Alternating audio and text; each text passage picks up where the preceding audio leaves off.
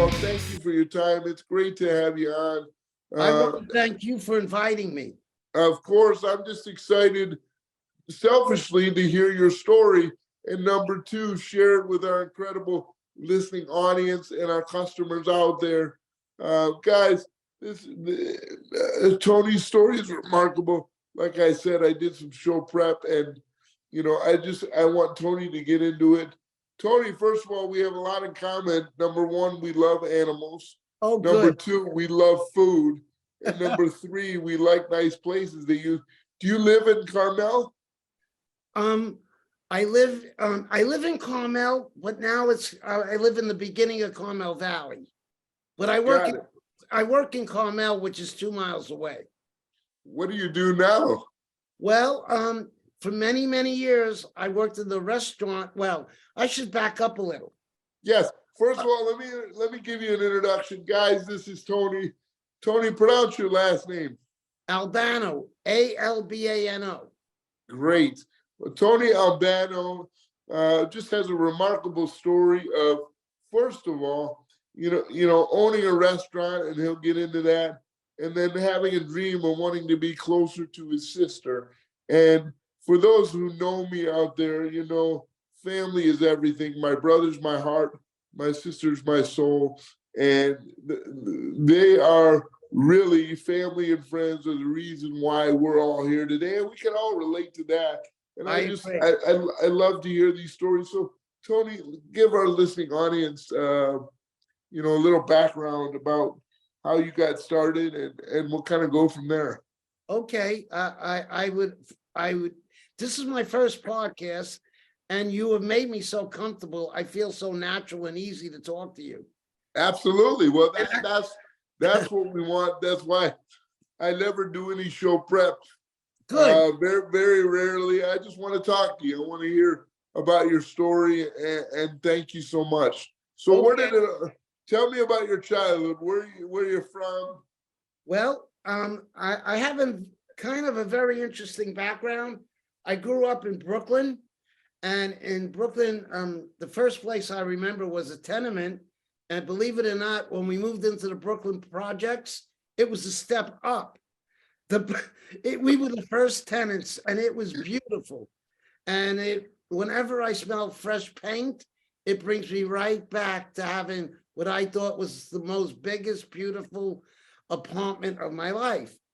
And I had a grandfather who had a nervous breakdown. And unbelievably, he was in a mental institution. When I was born, he snapped out of it and dedicated his whole life to me. Wow. There was no love greater than him, and he is still the greatest inspiration of my life. So back then, because I'm 68 now, back then the projects were made to give people a chance to own a home. And because of my grandfather, my mother and father both worked, and it enabled them to buy their first house. So we moved to Queens, and we had our first house, and I grew up, and as a teenager, well, in my early years, I was a big New York Met fan because I love underdogs. And the Mets, I loved them from the beginning, was the worst team in baseball. And I believed in my heart and soul that someday we would walk in the sun. And I was 14, and in 1969, my Miracle Mets pulled it off. So my dream came true. But after my dream came true, I felt like the Mets didn't need me anymore. I gave them all I could, and they made it. And I turned my interest towards music. And music is still my life, really. And I started writing songs when I was like 15 or 16. It was during the folk music scene when you didn't have to have a good voice to perform. And as I got a little older, I started working at a deli. And the reason why I love working at a deli was because I got off at 3 o'clock and gave me the opportunity to go to Manhattan and perform and try out my new songs. Well, time went on. I thought I'd be an ex-Bob Dylan, but I didn't get discovered. And it happened to be the man I was working for. he wanted to retire and he sold me his deli. Now, I never thought I was going to spend my life owning a deli. But it happened. How's the corned beef at the deli, Tony? You got it. We always serve the pickle with it. You know that, Adam. Yeah, I like everything about that except for pickles. I'm not a pickle guy. Okay. But go ahead. I'll leave the pickle out for you. You got it. So is the deli still in business? Well, interestingly enough, that's good. We're going to get right to that point. I met my wife when I was 26. Yeah. And now we were a bunch of hippies. We didn't know what we were doing, but there was such a we put on quite a show for our customers, and the food was good. And we were so fast at getting the people in and out for lunch. People used to come in with a stopwatch and time us how fast we could get you in and out for lunch. We were noted for the show we put on, the good food, and the speed. But then I met my wonderful wife, and lo and behold, she became the cook at the deli. Now, wow. Yeah, now the deli really took off. Like I said, we were a bunch of hippies. We didn't know what we were doing, or I should say, we didn't know how to really cook. My wife knew how to really cook. And then the deli took really off, and there'd be a line around the corner. But remember, we had speed on our mind, and we got them in and out as fast as we could. Well, I'm 30 years old, and a man comes in and says, I would like to buy your deli. I've lost my job. I have worked for 2 companies. I gave them 10 years each of my life. I want to own my own business, and I want to buy your deli. I said, well, you know, I'm very happy. And he told me how much he would give me. And I said, I have no education. All I've ever done was write songs and work here. And he told me how much he would give me. And I said, I don't know what I would do with the money because this is my life. When he left, my wife came out of the kitchen and said, who is that man? Like the Lone Ranger. And I said, oh, some man wants to buy the deli. And she said, how much? What did you say? I said, we're happy. She goes, well, how much does he want to give you? And I told her. She goes, we're not that happy. I go, we're not? She goes, we've never been that happy.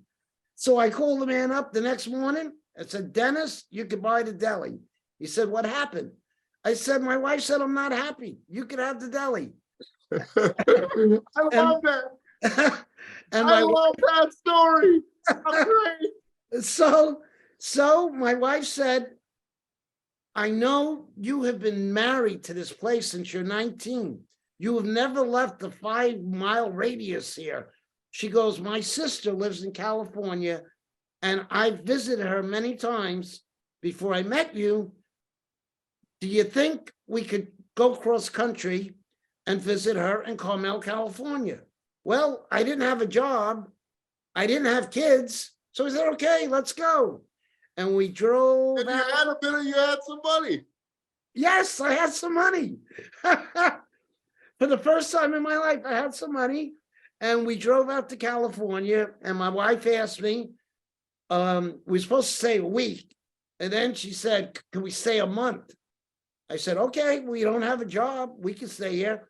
And then she said, can we live here? I go, oh, Pat, please. I got to go back to New York and be miserable. This is too nice for me. She goes, please just give me the chance. So we drove back home, and I promised I would try it for a year because I didn't think a New York guy like me could live in this most beautiful place in the world. I said, you know, I don't know if this is for me, Pat, but I'll give it a try. I gave her a year, and now we've been living here for 35 years. And we got out here, Adam, and before I even knew it, I managed a restaurant. And I was managing a restaurant, and I realized I was almost becoming married to the restaurant. It's so like I was continuing the cycle. But then my wife had another thought. Always listen to your wife is my motto, because she's much clever than me. So she said, I think you should be a waiter because you will be very good at it. And you will make more money per hour, and you won't have to dedicate all this time. Well, for 26 years, I've done everything in the restaurant. I've been a waiter, I've washed dishes, and then I must let you know, Adam, we moved out to California and everything in our life was really going wonderful. Really was. But 2008, I lost my leg in a car accident. And in 2009, my wife lost her job. And we had just bought a house. And we were about to lose our house. Yeah. Houses here are very expensive. Very expensive. And we saw $300,000 go down the drain within months. I was so stunned and depressed. I looked at the wall for 6 months. Now, my wife is quiet and shy, unlike myself. So she told me, Tony, you have had such a blessed, charmed life. Something good's going to happen. I said, Pat, look at us. I'm missing a leg. You lost your job. We're going to lose our house. I think we're finished. She goes, you'll see. It may come in the way of a phone call because we now live in the Golden State. She always calls California the Golden State. Well, the day before New Year's Day on 2012, these people knew I love dogs. And they called and asked if we want to watch their little dog right here on New Year's Day. But I was still so depressed. I said, Pat, I can't meet anyone. I'm too depressed. I said, I go, I bet the people are happy. She goes, they are happy. They're celebrating New Year's Day. I go, Pat, I cannot meet any happy people. I am down. Don't you understand? And she said, I cannot leave you in the house any longer. You're coming. Well, reluctantly, I went. And I still had a cane. And they lived in this big, beautiful mansion out here in the valley. I knew they were wealthy, and I walked up the steps with my cane. And Adam, I got to tell you, they were the loveliest, charming couple. They were about 80. They were so sweet. And out of the corner of my eye came this little white fluff ball of joy running right down the hall, right at me. And I looked down and I looked at the man. I said, is your dog missing a leg? He goes, yes. I go, do you know I'm missing a leg? He goes, no, I didn't know that. So here I am with little Brie for that Sunday afternoon on New Year's Day. And I was still depressed. I got to admit, when we left, I told my wife, we're never going to hear from them again. They just couldn't find a babysitter for their dog. So, on New Year's Day. So she said, I think you're wrong. I think these people like you, and I think they're going to call you. Lo and behold, Mr. Mayall kept calling me and calling me and calling me to spend time with his dog. And I learned that Mr. Mayall did not leave the house in 2011 because he was afraid to leave. He promised the people at the dog shelter, I will never leave her alone. I promise you that. But his wife wanted to still live, and they had the money, and she wanted to travel. And she asked him, are we ever going to live again? He said, not until I meet the right guy to take care of my little girl. So every time I went there, he paid me so much money, I was embarrassed. I said, you can't keep paying me this kind of money to watch a dog. He goes, you're worth it. You are giving me peace of mind. And if this works out, my wife and I are going to live again.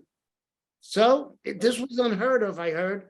They went to Holland, France, the Orient Express, and he started paying me a very good monthly salary. And I told his wife, thank you, Mrs. Mayall.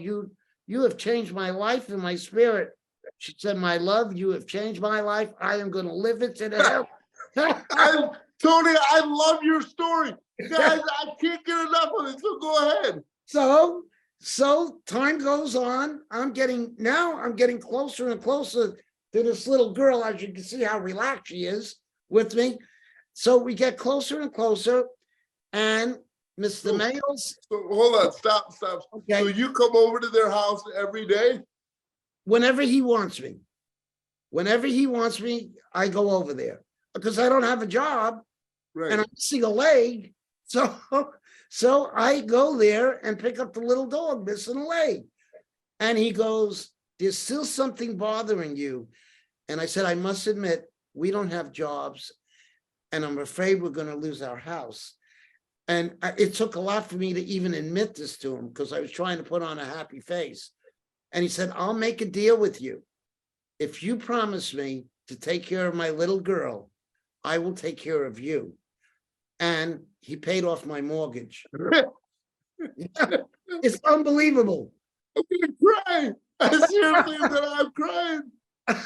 That's unbelievable. It is. Now I must admit, he wrote out a check for $500,000. He only gave me 6 months. He paid off the house, and he told me when the housing prices go back up, you could pay me back. And all this was not done with any lawyers or legal things. We shook on it like men used to do. And he said, that's all I want from you. I'm getting older. I want to make sure you'll always be there for my little girl. And I go, Mr. Mayor, you have my word. We shook on it, and my spirit came back. I was alive again. The burden of that house off my head, and he was paying me monthly. And life went on. I got closer and closer to the dog, and he loved it. And I came back so alive that the performer in me came back. And whenever I would go visit Mr. and Mrs. Mayol, they would say, tell me a story. And I would tell them like how I met my wife, how I've had an amazing kind of life up till everything broke and I had my darkest hour. And then he tells me, okay, he called me Anthony. He was a very formal man. He called me Anthony. He said, the next step is we got to get your stories in a little book. I go, how are we going to do that? He goes, I'm going to take care of everything. And then I said, really? I go, I'm not a talker. I'm just a storyteller. I told him I'm just a storyteller. He goes, no, your stories are going to get in a book. So he said, there's one catch. And I go, what is that? My dog has to be on the cover. I go, that's easy. So right here. Tony, you gotta send me a copy of the book. Oh, I have 3. This first book is called Life is a Bumpy Road, because I hit some bumps in the road. I told you that was. And this book in the beginning talks about the miracle story, like the Miracle Mets, how Brie came into my life and how those 2 older people really saved my sanity, really, I should say. And then there was a point a couple of years ago where I was housebound again because I couldn't get the right leg fit. So I had someone come here and I came out with a book called A Leg to Stand On, because that's what I needed, a leg to stand on. And I think I got a little better about, I was learning more about writing and stuff like that. Now, I must tell you, in the back of my mind, my confidence was growing. I mean, these 2 people changed my whole life. And here's what happened, Adam. I cannot thank you enough. This is so awesome. Guys, I got to tell you, I've done a lot of podcasts in my life. I've met a lot of great people. And I got to tell you, this is a real gift. This is a real. I gotta have Pat. Where's Pat? I want to bring. Oh, Pat is pretty shy. I do have, believe it or not, I have a publicist now. Come on. Her name is Nancy, and she arranges anything with technology for me because I'm lost. As my wife would say, we've been married 42 years. She said, all you do is talk. She said, all you do, and I'm going to keep talking. Now, when I met my wife, I told her a secret story that I could not tell anyone because I didn't want to hurt the main character of something that happened to me in 1969 when I was 14. I told you about the Miracle Mets. Yeah. Well, I've been working on the book for 30 years, but every time it got too personal, I just couldn't go over the line I felt like I would be betraying the person by telling that secret that happened to us in 1969.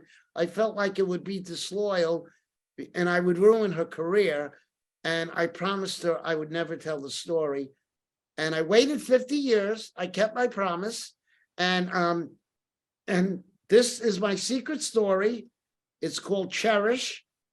A New York teenager and a nun learn about love. And that was me. We spent the summer at Shea Stadium rooting for my Miracle Mets. And the woman involved changed my life. She was a nun. That was unheard of. It was the first year nuns didn't wear habits at the school. So she was in regular clothing. And she was in a convent. She would order that car. And on September 8th, my first day in high school, I called her. I said, Mary, if we don't go to the game tonight, all this time we spent watching these Mets, it'll all go to waste. We've got to go tonight. I couldn't let my parents know about the nun, so I went to a phone booth and I called her. And she said, Tony, I cannot get the car. The nuns are very upset with me about getting the car so much. I go, Mary, you got to get the car. I'll call you back in 15 minutes. She goes, I got the car. And we went and saw the greatest game in my life. The Mets won 3-2, beating the Chicago Cubs. And I used to tell Mary as the summer went on, we'll get the momentum at the end. And after that game, she goes, do we have the momentum? I go, no, now it's destiny. Now we have destiny. And you can read about it in Cherish. Like I said, I never shared the story. For 50 years, I held true. And you'd have to read the book. There was some difficult times when it all ended, but you'll read. We stayed friends. She left being a nun, and I went to her wedding. So that's the story about Mary. Yes. I have so many questions. Tell me about Brie. Okay, Brie, my three-legged friend, is right here. I've been with her since January 1st, 2012. Mr. Mayall, the man who saved my life, he passed away 5 years ago. And Mrs. Mayall just passed away in September. And of course, they left Brie to me with a little money in the will. And if you don't mind, can I show you something, Adam? I don't mind anything.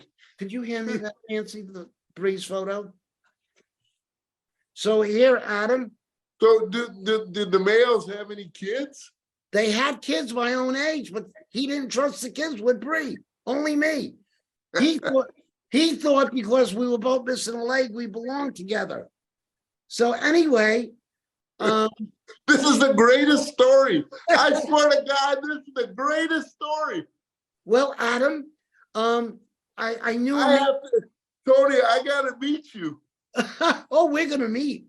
We're friends forever now, Adam. So I knew a man in Texas who was a great artist, and Mrs. Mayall's favorite photograph of Brie, she gave it to me, and I sent it to the artist. And this is the portrait he gave of Brie, and I was able to give this to her. She only enjoyed it for 6 months. It's a beautiful portrait of Brie. It almost looks like a photograph. And she passed away. It does look like a photograph. It's amazing. I hear his artwork is hanging in museums in Texas. Now, Mrs. Mayall passed away September 6th, so she only got to enjoy it for 6 months. But when I went to get Brie, and they called me immediately, her children thought I should have this, and they gave it back to me. Thank you. So so say that so she passed. Yes. What year? Last September, 5 months ago. Right. So you've had Brie as your dog for longer than that. Oh, much longer. But she literally became my dog when Mrs. Mayall passed. That was part of the whole plan, that when they pass, we want you to have her. And yes. Here it is. But did they come and visit Brie? Well, they live so close, we kept going back and forth. They only live a half mile away from me. They live in a mansion, I don't. But anyway, He would just call me and say, come pick up Brie. I wanted to spend time with you. And he said, I want you to know you're going to have her when we leave this earth. And here we are. Now, tell me about, I mean, I am so happy for them, and I'm so happy for you, and I'm so happy for Brie, and I'm so happy for your wife, Pat. I mean, yes. This is remarkable. Yes, thank you, Adam. So this all happened from that one phone call on New Year's Day 2012. And I have Nancy here. She doesn't want me. How much more time do we have, Adam? Well, we're scheduled for an hour, but we could go longer. I just want to know, what time is it? What time is it now? It's about 1:35. Oh, so we have some time. Yes. Oh, okay. I didn't know how long we've been talking. I talked so much I lost track. No, and it's so beautiful. So tell me, like, obviously Brie is your hobby, your wife is your hobby. How are you? Are you on TV shows? You write books? How do you interact with people? I mean, you're the nicest, most loving, dedicated, loyal. Tell us about that. Well, I am a host 2 days a week at that restaurant where Mr. Martinez found my book underneath, because the president of the company, of the restaurant, said, if ever you want, after I lost my leg, I was out for quite a while. So you back up, and I want to stop. Take me through your accident and your mindset. I've been in a chair since I have cerebral palsy. It's a birth defect. I'm not going to get any worse from it. I'm not going to die from it. I got my first power chair when I was 5 years old. Wow. I was diagnosed with cerebral palsy when I was 2. I say that my brother's my heart, my sister's my soul. Growing up, my parents and my family, they knew that I was special, not because I'm in a wheelchair, but because the heart that I have and the love that I have for people and the love that I have for life. Now, I've been in a chair my whole life and never had the opportunity to walk. I don't know what it feels like not to be able to walk or have it taken away. I'd like to think that I would have the same tremendous loving attitude that I have. And as positive as I have, we've all gone through challenges. Sadly, I lost my wife in 2015 to cancer. You don't move on from that. You just move forward. And then in 2016, my brother was involved in a serious accident. Somebody actually broke into his house and he actually got shot.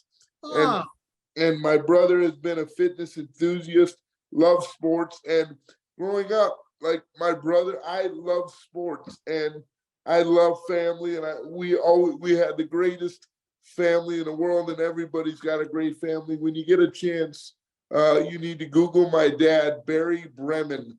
Barry Bremen. Nancy's writing it down for me. Yeah, ask Nancy to do it. You gotta watch this documentary. Have Nancy pull it up. It's called The Great Imposter and Me. I would highly recommend you watch that. My dad, he passed away in 2011 with cancer. My mom lives in Scottsdale, Arizona. I actually live out in Miami, Florida. Our business is located here in Southern California. I'm in California now. But during this helping my brother rehab, we couldn't go. He was so badly deconditioned, he couldn't go out to dinner. So we had a friend of ours who likes to cook. And so our friend was kind enough to come over a couple nights a week and cook for us. And so at the time I was 80 pounds overweight, didn't like how I looked or how I felt. And so I started to make changes to my diet. And I got into the pool every day, Tony. Yes. And I said, this is great, but I got to make some changes. So I made some changes to my diet.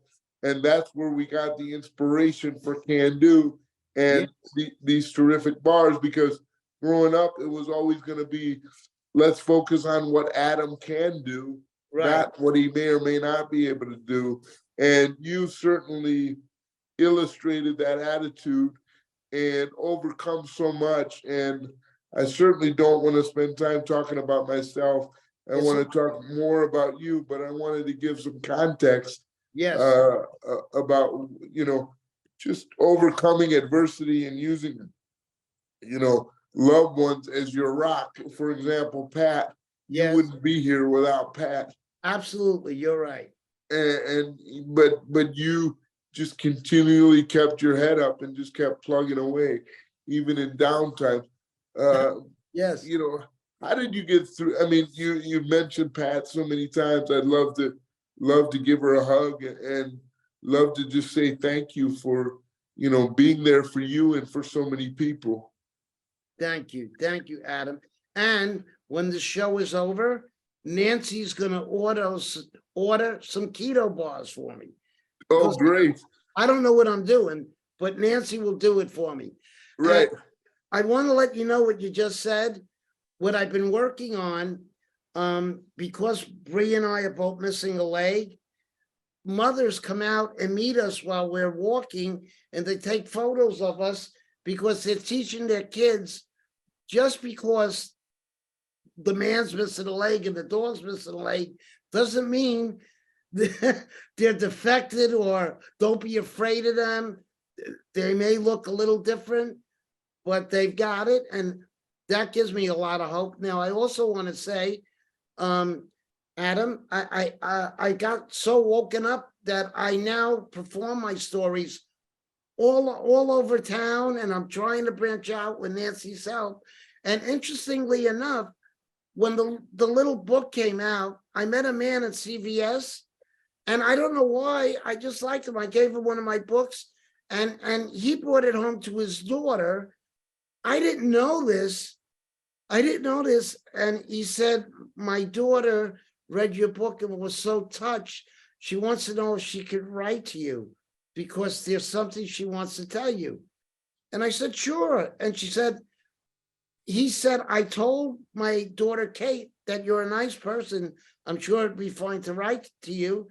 And what she wanted to tell me is that she's a lovely young lady. She's 28 and beautiful, but her legs are twisted. And she's been having all these operations. So we meet for coffee to support one another. And when we're out, me, Brie, and Kate call ourselves the Leg Brigade. And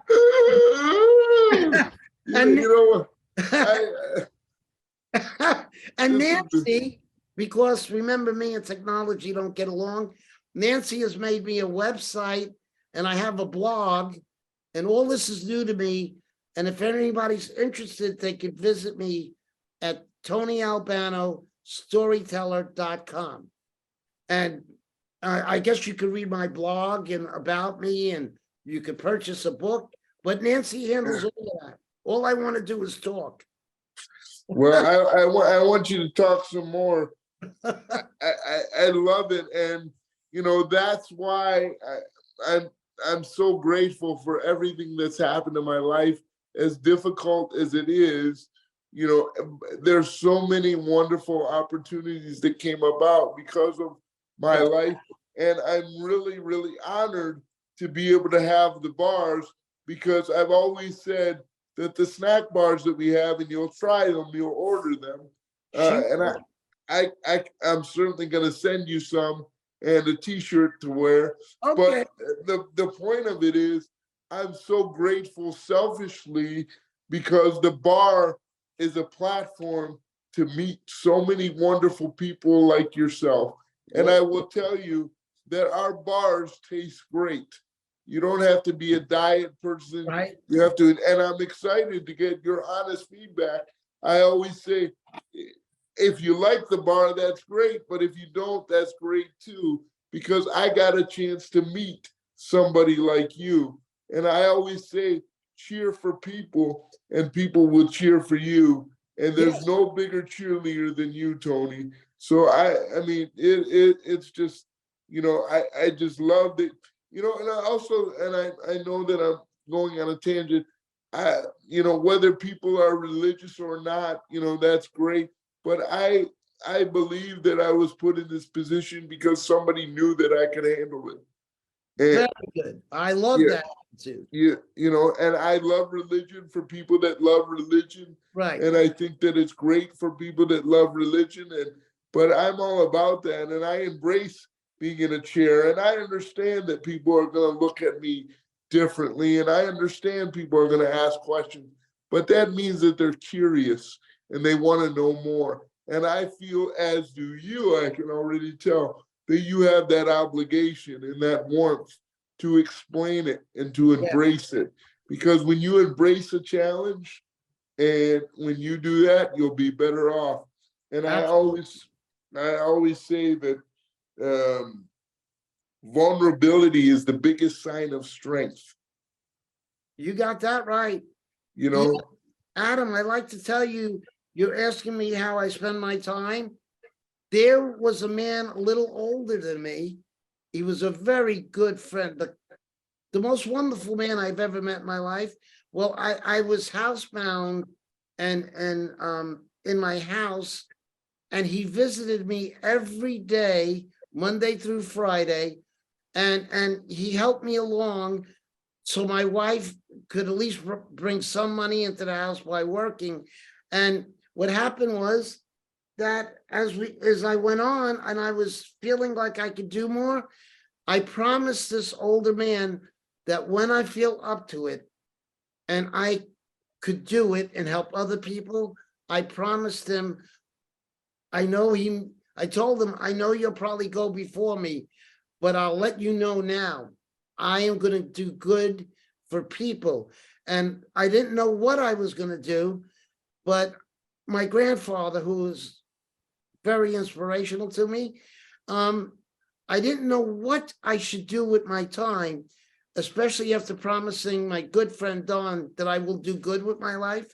That I got this little one and I passed a nursing home and I said, that's it. I used to visit my gramps in a nursing home, and I'm going to visit people in nursing homes and walk in with this little one.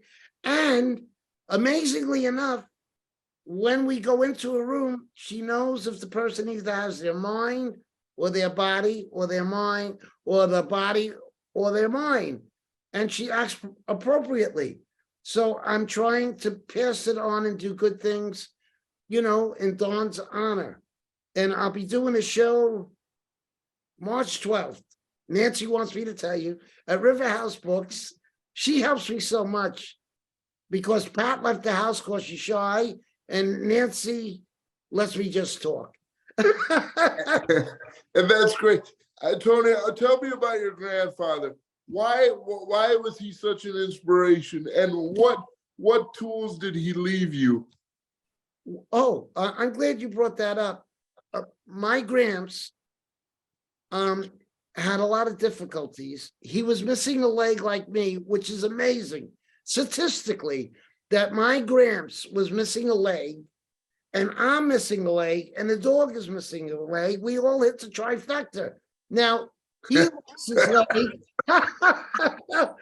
He lost his leg when he was 17 years old in an elevator accident.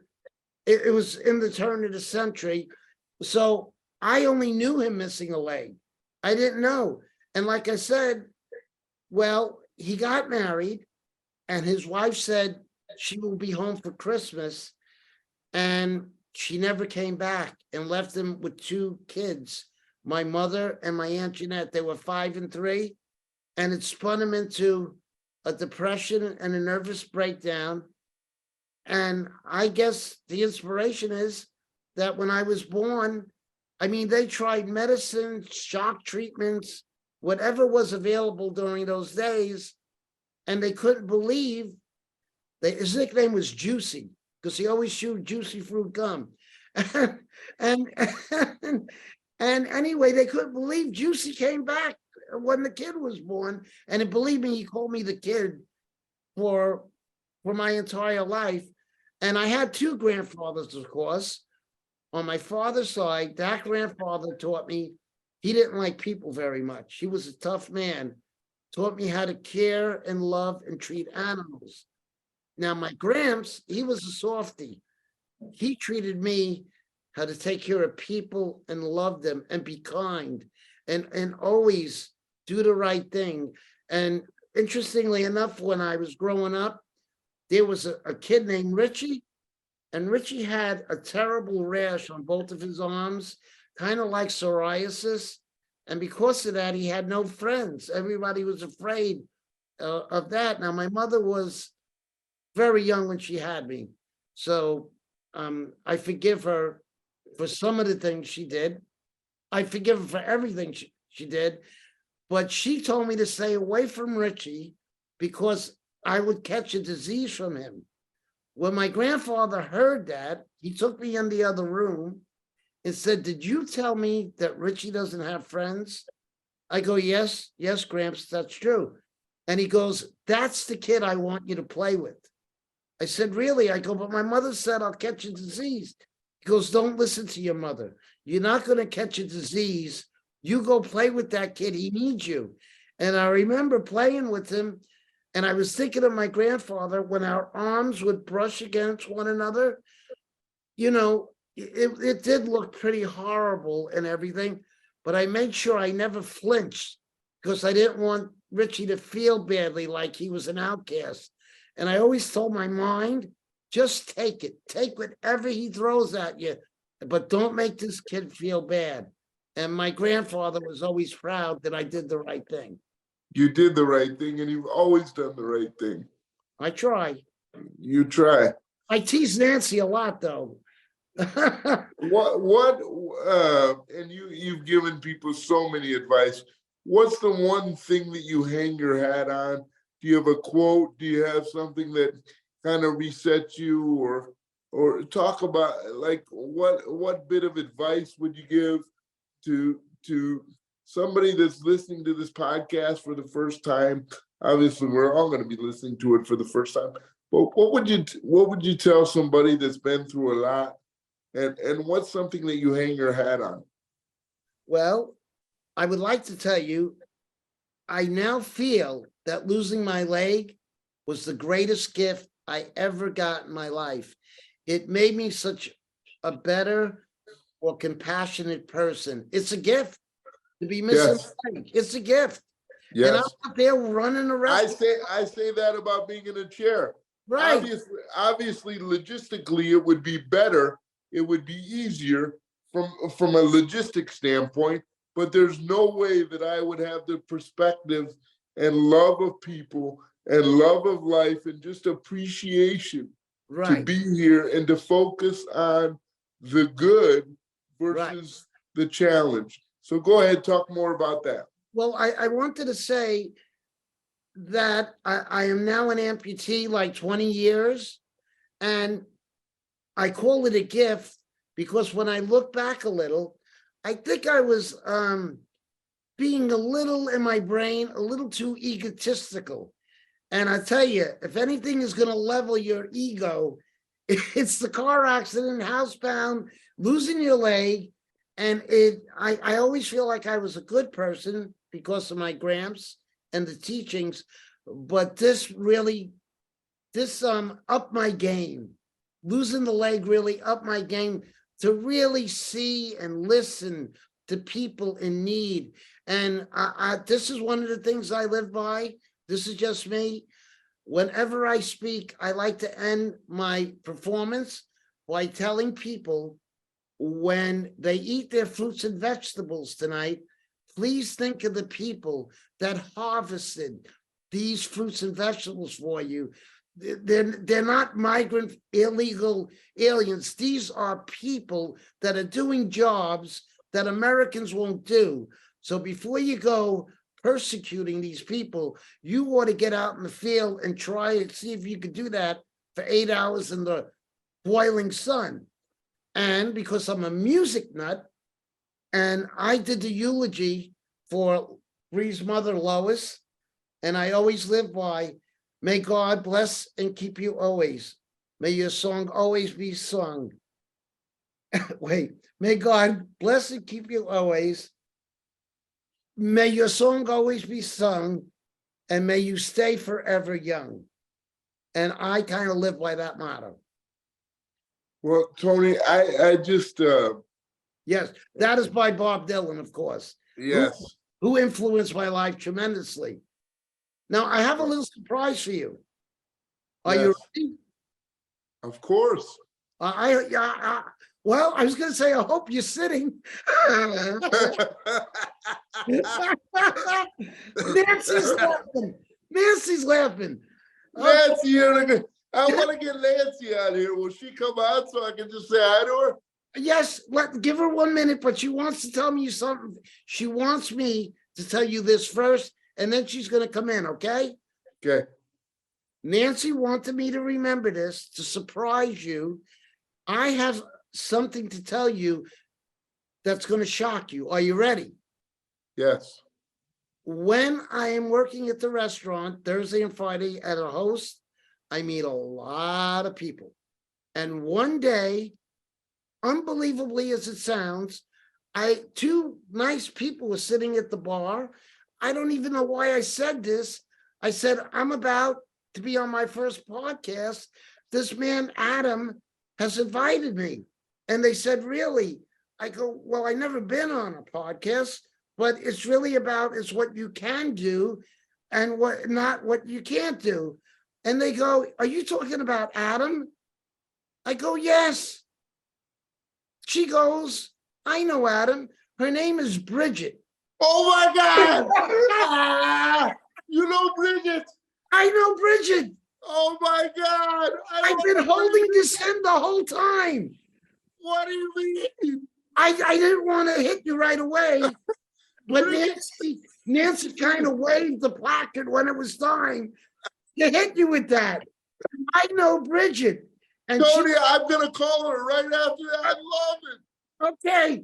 She told me all about you. She told me all about your father and everything. Oh my God. Yes. That's the greatest thing Yeah, ever. I know. And I told her that I was going to be on, and I said, I've been holding this in ever since I met her months ago. There were moments when I was going to have Nancy write to Annabelle and tell her about Bridget, but then Nancy said, why don't you save it for Adam? So Nancy, would you say hello? Now, wait a minute, Adam. I love Bridget to death. I love her to death.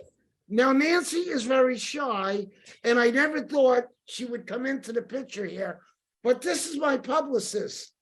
Nancy, how are you? Hi, I'm great, Adam. It's so nice to meet you. Nancy, it is so nice to meet you. You guys have made my week.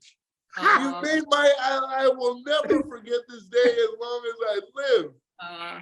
Wait. Oh my God. I gotta ask this question. Yes. How did you guys connect? How did you guys meet each other? Me and Nancy?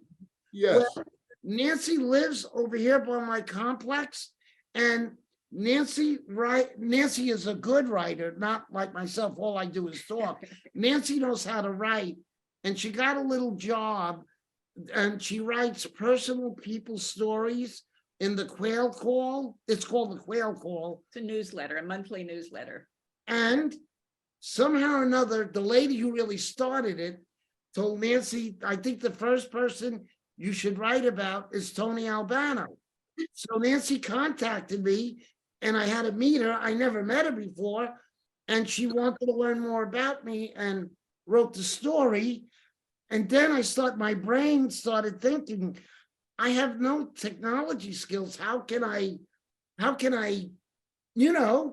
all I want to do is perform. So I asked Nancy if she would be willing to help me and work with me. And Nancy said, absolutely, I will help you. And here she is. She started my website and blog. I have to tell you, Adam, Tony has changed my life because. Well, he's changed my life. Yeah. He's just, he's an amazing person. Pat is equally wonderful. And I had put my writing career on hold for quite a number of years until I retired. And so doing the newsletter and meeting Tony, has just reignited my writing, which I love to do. And he's given me the opportunity to do that. So he has influenced so many people. He's very, very loved in this community, and I'm one of them. So Well, did you he's like the mayor. I can't wait to get out and yeah. Pat always tells me I'm the mayor, and when we find a parking spot, you know, and that this is funny. You know, I love my wife Rachel, and you know what, and you know, she passed away in 2015. Like I said, she was always, you know, she was into public policy, and she always wanted me to run for politics because my love and enthusiasm and joy for life and for people. And it's just, she always said, "You're the mayor," and so yes, it's that's and, funny, Adam. and people always say, you know, I'm the mayor wherever I go, and it's just That's it's, what says about me. yes, it's Tells me you have the most amazing charm life. The way she says, just when doors close, they open for you, and you flow in and out of spaces. Oh, Adam, Nancy didn't want this podcast to end without bringing up Bridget. So I guess have you ran into Bridget again? No, I haven't. I have not. I did meet her with her husband, and Nancy put up the placard to remind me before I ran away and forgot. But I had Bridget on my mind, and I've been holding this in for months. I'm literally like, as soon as we get off this call, Yes. I talk to Bridget maybe 3-4 times a year, and I text with her, you know, probably 10 times a year. But she is phenomenal. I love her to death, and She loves you. She's what a crazy story. That's unbelievable, Tony. I've been holding this in for you. I'm coming 1,000,000% to Carmel. Okay. I may come there like the 13th or 14th. I gotta see you guys. Oh, I you gotta take. I Please gotta get in touch with me. No, you gotta, Nancy. You gotta send me Tony's information so we can go out to dinner with Bridget. Yes. I'm gonna come down there before I go back home to Florida. I gotta see you guys. I have to. Now, Adam, I got a question for you. Yeah. When Nancy takes all of this, take care of it for me, when will this podcast be shown? You know what? Great question. So I'm not a tech guy either, but Annabelle is great at all this stuff, and so is Nick. So what they're gonna do is they're gonna edit the video, and as soon as it's done and ready to be shown on our website and wherever we can podcast it or wherever we can broadcast it, we will. And of course, I will let you know. I will tell you that our fan base is growing every day from incredible customers and just incredible people. It's all good. But you know, we will be in touch, and I'm gonna do my darndest to come out at Now you got to. Now, I mean, I'm coming. Nancy, Pat, me, you. Yes. How old is Brie? Brie, I met Brie when she was under a year old, and now she's 12. And she looks like you because she slept through the whole interview. Is she a Bichon? We don't know. She's from the shelter. The man got her from the shelter because she was missing a leg, but people think she's mostly poodle. I also have another unique. So my wife is Rachel, and her mom is an amputee. Oh my God. Can you believe that? That's 4. Wow. It's unbelievable. You shocked me, and I shocked you with Bridget. Yeah, it's truly unbelievable. And I'm still very close with her family today. I talk to them all the time. And you know, that's just very cool. Tony and Nancy, I cannot thank you from the bottom of my heart, guys, for you to spend an hour and 6 minutes with me. It is truly unbelievable. And to drop Bridget's name in here Wow, wow, Yes. wow, wow, wow, wow, wow, wow, wow. Interestingly enough, when Nancy started working with me, she said, we got to try to get you on some podcasts. And then you came along and Nancy says, there's our first one. Yeah, well, you need to be on a lot more podcasts. I hope, Nancy, tell her. Yeah, no, we're working. Yes. We're I working. mean, Nancy, and this is no disrespect to me or our customers at all. I'm just getting started. I don't do podcasts. I'm me, and I love to just meet people. Tony doesn't really do social media or anything like that, but people tell me all the time, Adam, you just got to run the tape because, literally just walk around with a video camera and just tape everything that Tony does because his heart is gold. Yeah. Absolutely gold, and it comes from the best of the best places. And Tony, I cannot thank you enough. I cannot thank you enough. Well, the pleasure is all mine. Let's for our listening audience, they'll cut it in. How do you get a hold? First of all, can I be on can you put me on the email newsletter and anything like that, Nancy? Sure. I think if Nancy kept in touch with Annabelle, right. that would help me and you just be able to talk. Yes, for sure. Whatever information you need from me, Nancy, or working with Annabelle, whatever you need, I'm gonna work on getting up there to see you guys.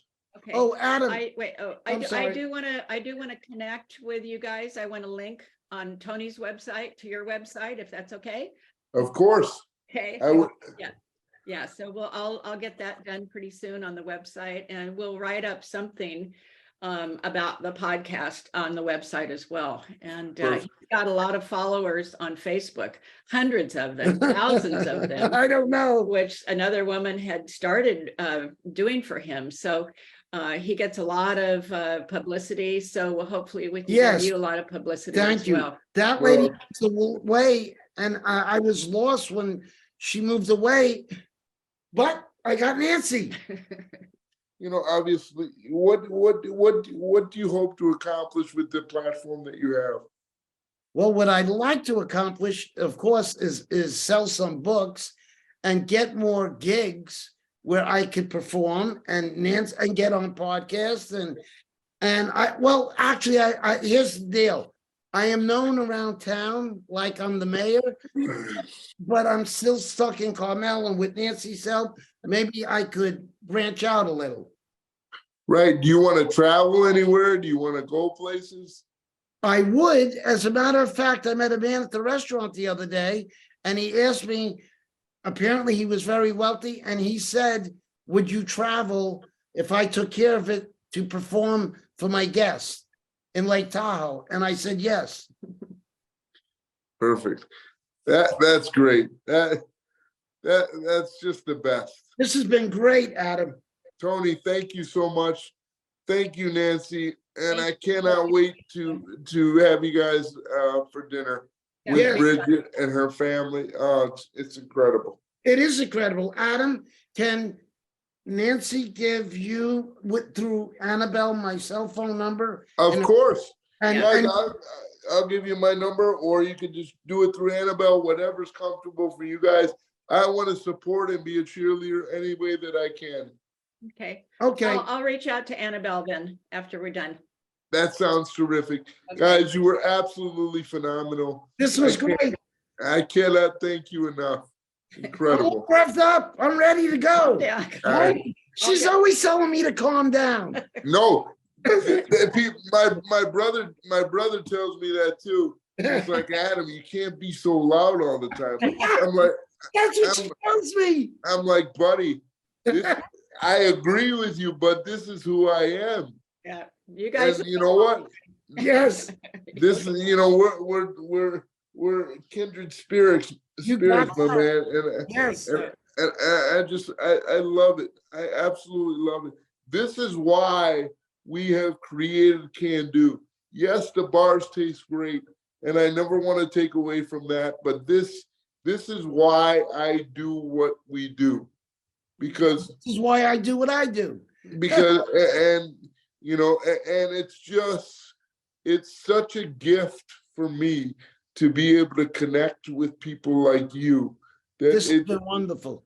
like it as much as you liked it, I liked it 10 times more, Tony. I don't know. And- I'm pretty high on this right now. Yes. I don't know Nancy will be able to deal with me the rest of the day. She Yes. didn't deal with me on her. I can go home. It'll be back soon, so. Yes. She can't deal with me on a regular day. She's probably gonna leave. No. Well, Nancy, thank you for putting up with both of us. Right. We love you tremendously. I already know that. Oh, thank you. Thank you for being such a great platform and a great friend to Tony. Thank There's no words that express how thankful he is because of you. And I know the feeling is mutual. But when you meet, yeah. I want to let you know, if ever you want to do this again, let me know down the road. We'll be back. I can't wait to meet Pat. Okay. Next Yes. time, I'll make her stay. She's a sweet. Yes. She's very shy. She's not That's that. okay. I won't say a word to her. We're arguing already, She's Adam. not that shy. She's shy. All right, guys. I'm sending lots of love to you. Let me know when you place the order for the bars so I can Yes. get your address. We want to send you a T-shirt and some other things. Even though you're going to order the bars, I'm going to take care of the order. It's my gift to you guys. Thank you so much. Oh, Sending big hugs. Adam, Okay. Nancy will mail you my books, Well, why don't okay? we- well, he could get them when we go out if. It's No. We You can- hold the books because that's a responsibility I have to meet you in person. And Nancy's you have my, always right. you have my word. I'm coming to see you probably mid-March. Okay, Sounds great. But we will be in touch on that. okay, Adam, when I leave every show, I always say peace and love. Peace and love. Thank you, guys. Okay, Bye, brother. Yeah. Hey, one question I do want to ask, and I usually ask this and you've answered it, so they're going to edit it. But what's your biggest can-do moment? What are you most proud of in your life, Tony? What am I most proud of? Yes. What is your biggest can-do moment? My biggest can-do, that one is I could do all of this, and I feel like this is the greatest opportunity in the world, losing my leg, and I still feel like I'm growing younger every day. That's incredible. You're the best, buddy. I love you. I'm getting younger every day, baby. Yeah, I love it. I love it. You enjoy. We'll talk to you guys soon. Thank you, Nancy, Adam. please be in touch. Thank you so much. Very well. Okay. Thank You you, guys Adam. are great. Say Thank hello to you. Bridget. Okay. You got it. I'm calling her within the next half hour.